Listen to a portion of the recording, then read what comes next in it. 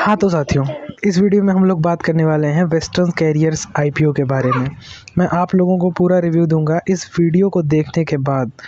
अगर आप लोग आईपीओ में इंटरेस्टेड हैं, आईपीओ अप्लाई करना चाहते हैं, तो इस वीडियो को देखने के बाद आपको और कहीं जाने की ज़रूरत नहीं है।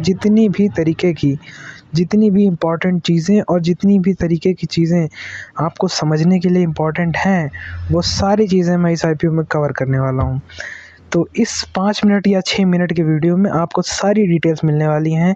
इस वीडियो को पूरा देखिए और इसके बाद आपको और कहीं कोई डिटेल्स देखने की आवश्यकता नहीं पड़ेगी। तो मैं पूरा ध्यान रखूँगा कि आपको सारी चीज़ें अच्छे से समझा सकूँ, अच्छे से बता सकूँ, और बाकी लाइक, शेयर और सब्सक्राइब करने का ध्यान आप लोग रखेंगे। इससे पहले कि हम और सारी चीज़ें देखें, सबसे पहले हम बात कर लेते हैं इसकी टाइमलाइन की। 13 तारीख को ये आईपीओ ओपन हुआ था। 13 से 19 तारीख तक ये आईपीओ चलेगा।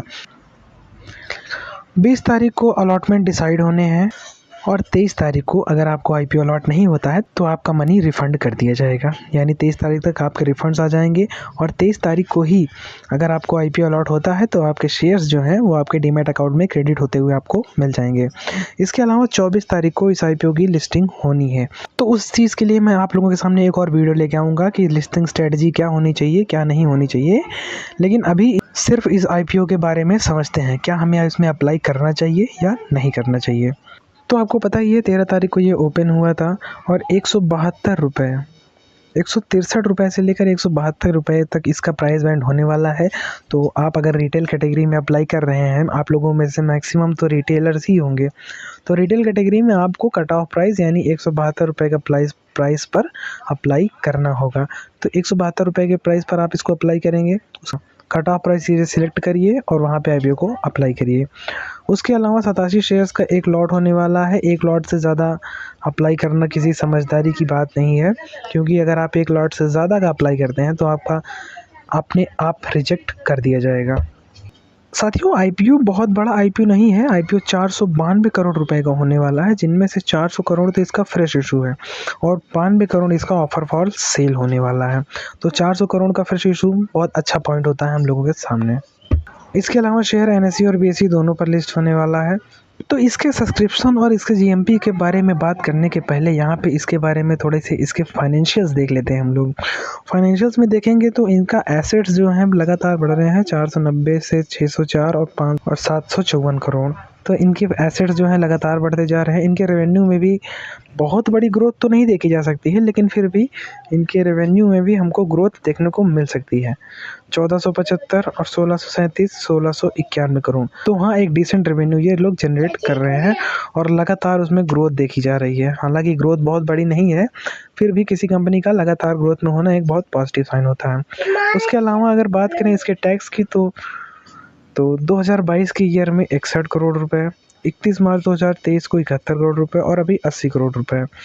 तो इनका प्रॉफिट भी लगातार बढ़ते हुए दिखा है, क्योंकि इनका रेवेन्यू ज़्यादा नहीं बढ़ता तो उसी हिसाब से इनका टैक्स भी ज़्यादा नहीं बढ़ता, लेकिन फिर भी हमको यहाँ पे लगातार ग्रोथ देखने को मिली है। और यहाँ पे एक इम्पॉर्टेंट चीज़ मैं आप लोगों को और बता देता हूँ कि इस कंपनी का जो है, इसके टॉप 20% कस्टमर्स जो हैं, इस कंपनी के 20% कस्टमर्स से ही इनका 80% रेवेन्यू आता है। तो ये कहीं ना कहीं एक ध्यान देने वाली बात ज़रूर है कि इनका 20% कस्टमर्स से ही 80% रेवेन्यू आता है। तो इस चीज़ को भी हमें ध्यान में रखना चाहिए। अब अगर देखा जाए कि अभी तक इसमें कितना सब्सक्रिप्शन आया है, तो क्यूआईबी की तरफ से अभी हमको बिल्कुल भी इंटरेस्ट देखने को नहीं मिला है। अभी तक एक बार भी फुल नहीं हुआ है इनका। उसके अलावा एनआईआई की तरफ से 14 गुना सब्सक्राइब होते हुए हमको दिखा है, जिनमें से बिग एनआईआई में 11 गुना और स्मॉल एनआईआई में 20 गुना सब्सक्रिप्शन आ चुका है। और अगर बात करें सबसे इम्पोर्टेंट रिटेल कैटेगरी की, तो देख सकते हैं कि रिटेल कैटेगरी 14 गुना सब्सक्राइब होते हुए हमको दिख गई है और बस थोड़ा बहुत और सब्सक्राइब होते ही ये 15 गुना सब्सक्राइब हो जाएगी। तो अभी इसमें बहुत ज़्यादा सब्सक्रिप्शन तो नहीं आया है, लेकिन इस बारे में आपको सोचना पड़ेगा, क्योंकि अभी इसके पहले हमने देखा कि 3-4 अच्छे आईपीओ आए हैं, तो लोगों का पैसा जो है वो उसमें फंसा हुआ है। तो एक बार जैसे लोगों का पैसा फ्री होता है, जब वहाँ से रिफ़ंड आने शुरू हो जाएँगे उन आईपीओज़ में, या जिन लोगों को अलॉटमेंट मिल चुका है वो लोग अलॉटमेंट प्रॉफ़िट बुक करेंगे, और जब रिटेलर्स के पैसे खाली होंगे तो फिर आपको यहाँ पे सब्सक्रिप्शन बढ़ते हुए देखने को मिलेगा, और अचानक से इसका सब्सक्रिप्शन में बहुत तेज़ी आ सकती है। तो अभी से इसका सब्सक्रिप्शन देख के ज़्यादा अंदाज़ा हम लोग नहीं लगाएँगे। कल तक का वेट करिए और कल सेकंड हाफ के बाद ही कुछ डिसाइड इसमें करिएगा। बात कर लेते हैं सबसे इम्पोर्टेंट जिस चीज़ का आप लोगों को इंतज़ार होगा, इसके ग्रे मार्केट प्रीमियम की।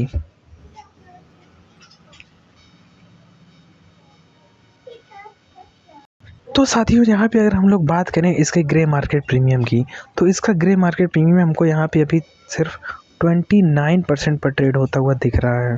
तो बहुत ज़्यादा गेन के यहाँ पे चांसेस हमको नहीं दिख रहे हैं, लेकिन फिर भी सिर्फ ग्रे मार्केट प्रीमियम देख के हमको अपना व्यू नहीं बनाना चाहिए। लेकिन फिर भी जीएमपी बहुत इंपॉर्टेंट होता है। तो अभी जीएमपी अगर आप देख सकते हैं तो 29% पर चल रही है, और कल अगर निफ्टी में थोड़ी नेगेटिविटी देखने को हमको मिली तो यहाँ पे इसका ग्रे मार्केट प्रीमियम जो है और डाउन होता हुआ दिखेगा। तो अगर आप यहाँ पे, मैं यही कहूँगा कि अगर आप अपने पैसे का 10% या 15% रिस्क लेके चल सकते हैं, फिर तो आपको ये आईपीओ लगाना चाहिए। और अगर आप सेफ खेलना चाहते हैं, आप रिस्क नहीं लेना चाहते हैं, तो इससे बेहतर आपको बाकी के 2 आईपीओ मिलेंगे। तो अगर आप लोग रिस्क लेने की क्षमता रखते हैं और आपके पास एक्स्ट्रा फंड पड़ा हुआ है, तो इस आईपीओ को अप्लाई कर सकते हैं। 15% का प्रॉफिट या फिर 15% का लॉस आप मान के चलिए। अगर आप इतना रिस्क ले सकते हैं तो इस आईपीओ में ज़रूर अप्लाई करिए। बाकी अगर आपको ऐसे ही ट्रेडिंग और शेयर मार्केट से रिलेटेड ज्ञान चाहिए तो इस चैनल के साथ जुड़ जाइए। यहाँ पे आपको बहुत सारा ज्ञान और बहुत सारी चीज़ें मिलने वाली हैं।